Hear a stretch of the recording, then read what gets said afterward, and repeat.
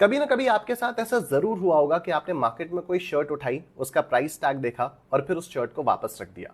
क्यों? क्योंकि वो बहुत महंगी थी, राइट? लेकिन फिर भी कई सारे और लोग तो उस शर्ट को खरीदेंगे ना। क्यों? क्योंकि उनके लिए वो शर्ट सस्ती होगी। अब सेम आइटम किसी के लिए महंगा, किसी के लिए सस्ता। कैसे? आपके लिए वो शर्ट महंगी इसलिए है क्योंकि आपको नहीं लगता कि उसका प्राइस उससे डिराइव होने वाली वैल्यू को जस्टिफाई करेगा।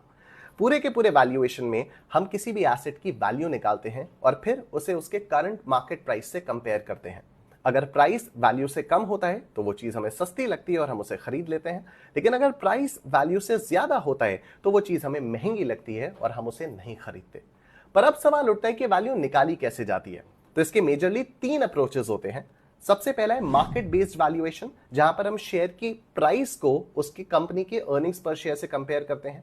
दूसरा है इनकम बेस्ड अप्रोच, जहां पर हम किसी भी कंपनी के फ्यूचर अर्निंग्स को फोरकास्ट करते हैं और फिर उनकी आज की यानी प्रेजेंट वैल्यू निकालते हैं। और तीसरा है एसेट बेस्ड अप्रोच, जहां पर हम कंपनी की नेट वर्थ निकालते हैं by subtracting its liabilities from its assets.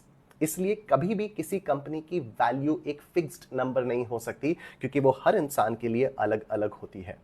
That was day 21 of 100 days 100 finance concepts. कल बात करेंगे PE रेशियो के बारे में, which is an extremely important ratio for valuation. Keep following